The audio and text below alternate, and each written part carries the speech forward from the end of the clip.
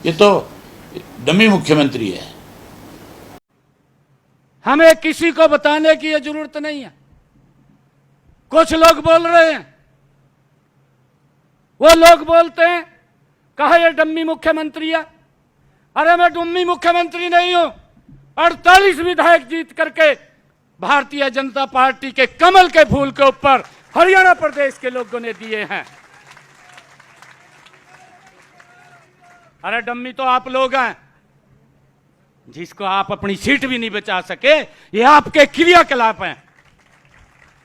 आप इस प्रकार की भाषा बोल करके अरे हरियाणा प्रदेश के लोगों का अपमान करना चाहते हैं। क्या बोल रहे हैं? हम जानते हैं, हमें मालूम है कि हमने हरियाणा प्रदेश को किस गति से आगे बढ़ाना है। हमारी पूरी नजर है और आज हरियाणा प्रदेश के अंदर बिना भेदभाव के आज गति से काम हो रहे हैं। नमस्कार, आज बात करते हैं हरियाणा की राजनीति में चल रहे एक शब्द की, डमी सीएम। हाँ, ये शब्द आजकल काफी चर्चा में है। बिल्कुल, खासकर मुख्यमंत्री नायब सैनी जी के संदर्भ में। तो हमारे पास इसी पर एक राजनीतिक विश्लेषण है। चलिए समझते हैं कि ये पूरा मामला क्या है। मतलब ये टर्म क्या है, पहले कब इस्तेमाल हुआ हरियाणा में, और नायब सैनी जी के लिए इसके क्या मायने हैं। ठीक है। और ये सारी बातचीत आधारित है एक लेख पर, जिसको सबसे पहले ये डमी सीएम होता क्या है, मतलब राजनीति में। देखिए, आसान भाषा में कहें तो ये वो सीएम होते हैं जिनके बारे में माना जाता है कि भाई चाबी किसी और के हाथ में है। अच्छा। मतलब वो नाम के लिए मुख्यमंत्री हैं, पर असली फैसले कोई और ले रहा है। कोई बड़ा नेता या शायद पार्टी का जो केंद्रीय नेतृत्व है वो। रिमोट कंट्रोल जैसा कुछ। हाँ, बिल्कुल बिल्कुल। कई लोग यही शब्द इस्तेमाल करते हैं कि रिमोट से चल रहे हैं। तो नायब सैनी जी के मामले में ये बात कैसे उठ रही है? वो तो भी मार्च 2024 से ही मुख्यमंत्री बने हैं। हाँ, मार्च से। और देखिए, कुछ राजनीतिक पंडित हैं और खासकर जो विपक्षी दल हैं, हाँ, उनका ये मानना है या कहना है कि उनकी नियुक्ति सीधे तौर पर, मतलब बीजेपी के केंद्रीय नेतृत्व के कहने पर हुई है। अच्छा। और इसमें पूर्व सीएम मनोहर लाल खट्टर जी का भी काफी प्रभाव माना जा रहा है।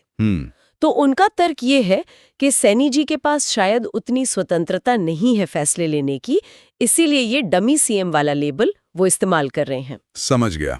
पर ये कोई सरकारी शब्द तो है नहीं? नहीं नहीं, बिल्कुल नहीं। ये तो एक राजनीतिक आलोचना का तरीका है, एक तंज है, कह सकते हैं। दिलचस्प। तो क्या ये पहली बार हो रहा है हरियाणा में, या पहले भी किसी सीएम को ऐसा कहा गया है? नहीं, ये पहली बार नहीं है। हरियाणा की राजनीति में ये टैग पहले भी इस्तेमाल हुआ है। अच्छा, किसके लिए? अगर हम पीछे जाएं तो चौधरी बंसीलाल जी का नाम आता है शुरुआत में। बंसीलाल जी का भी? हाँ, उनके लिए भी कहा गया था। फिर बनारसी दास गुप्ता जी थे और हुकुम सिंह जी भी। इन तीनों मुख्यमंत्रियों को अपने अपने कार्यकाल में कभी न कभी ये सुनना पड़ा। कमाल है। मतलब ये एक पैटर्न जैसा रहा है। हाँ, कह सकते हैं। कभी किसी नेता के ज्यादा प्रभावशाली होने की वजह से, कभी पार्टी की अंदरूनी खींचतान की वजह से। लेकिन क्या किसी ने कभी माना भी कि वो डमी है? ये तो बड़ी अजीब बात होगी। हाँ, और यही तो सबसे रोचक किस्सा है। एक बार ऐसा हुआ था। सच में? कब? इमरजेंसी हटने के बाद की बात है। कांग्रेस हार गई थी और दिल्ली में पार्टी की मीटिंग चल रही थी। अच्छा। तो उस वक्त के सीएम बनारसी दास गुप्ता जी, उन्होंने मीटिंग में खड़े होके कहा। क्या कहा? उन्होंने कहा, मेरा कोई कसूर नहीं था भाई, मैं तो डमी चीफ मिनिस्टर था। चलती तो बंसीलाल के बेटे सुरेंद्र सिंह की थी। अरे बाप रे, सीधे सीधे बोल दिया। हाँ, बिल्कुल। शायद ये पहली और आखिरी बार ही हुआ होगा कि किसी सीएम ने खुद के लिए ये शब्द इस्तेमाल किया हो, वो भी सबके सामने। ये तो वाकई हैरान करने वाला है। लेकिन आपने बंसीलाल जी का भी नाम लिया था कि उन्हें भी कहा गया, क्या वो भी इसी छवि में रह गए? नहीं नहीं, यहीं पे फर्क है। बंसीलाल जी पर लगा जरूर था ये लेबल शुरुआत में, पर उन्होंने अपने काम से, अपने फैसलों से खुद को साबित किया। वो इस छवि से बाहर निकल आए, एक मजबूत स्वतंत्र नेता की पहचान बनाई उन्होंने। अच्छा। जबकि बनारसी दास गुप्ता जी और हुकुम सिंह जी, वो इस छवि से शायद उतना बाहर नहीं आ पाए। तो अब सवाल नायब सैनी जी के लिए भी यही है। बिल्कुल, कि वो बंसीलाल जी की तरह इस छवि को तोड़ पाएंगे या इतिहास बनारसी दास गुप्ता और हुकुम सिंह जी की तरह दोहराया जाएगा। ये तो वक्त ही बताएगा। लेकिन विपक्ष इस मुद्दे को कैसे उठा रहा है आजकल? देखिए, हाल ही में इनेलो के नेता हैं अभय चौटाला जी। हाँ, सुना था मैंने। उन्होंने एक प्रेस कॉन्फ्रेंस में सीधे सीधे नायब सैनी जी को डमी सीएम कह दिया। ओके। इस पर सैनी जी ने प्रतिक्रिया भी दी। उन्होंने कहा कि वो डमी सीएम नहीं है। जाहिर है वो ये कहेंगे। हाँ, पर जैसा विश्लेषण कहता है, ये सिर्फ उनके कहने से तय नहीं होगा। उनके आने वाले फैसले, उनकी काम करने की स्वतंत्रता, वही असली जवाब देगी।